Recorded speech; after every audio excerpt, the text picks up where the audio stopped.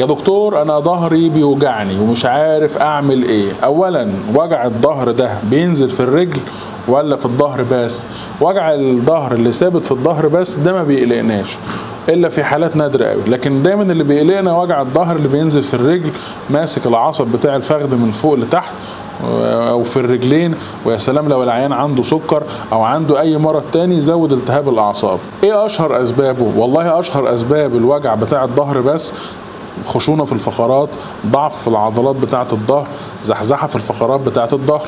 طيب الثلاثة دول يعملوا وجع في الظهر زيادة عن وجع الرجل. طيب امال ايه اللي يعمل وجع في الرجل اكتر؟ والله نقول انزلاق غضروفي اللي هو اشهر سبب لوجع الرجل.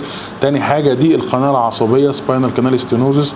تالت حاجه انضغاط العضله الكمثريه او البايريفورم سندروم، دي عضله كده في الفخذ من ورا او في الاليا من ورا تضغط على عرق النسا في بدايته وتخلي الرجل كلها تنمل ويحصل التهاب في العصب. ايه بقى من كل المشاكل دي مقلق؟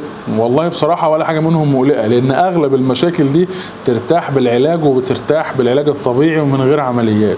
بس الفيصل ان العيان يتشخص. كل ما العيان يتشخص بدري كل ما يبقى سكة علاجه اسهل، غير لما العيان يجي متأخر. ودايما بنقول المفتاح للعلاج المظبوط هو التشخيص المظبوط، ومفتاح التشخيص المظبوط هو في الفحص السريري في العيادة. احنا بناخد القرار الطبي في العيادة مش على الأشعة، وبنقول إن أغلب حالات وجع الظهر ووجع الرجل تتعالج هنا في العيادة، ما تتعالجش في العمليات. النسبة البسيطة بس هي اللي تعوز الجراحة. قلنا في فيديوهات كتير إيه العلامات المنذرة اللي تخلينا نتكلم في الجراحة؟ ضعف في الرجلين، سقوط القدم، انفلات بول. غير كده ما بنتكلمش مع العيان في عمليات وبيتحسن.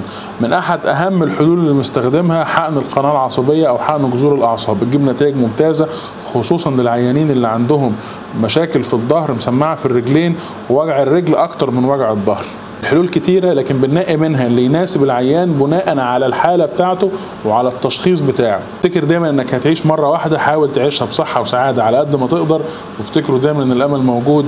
والسلام عليكم.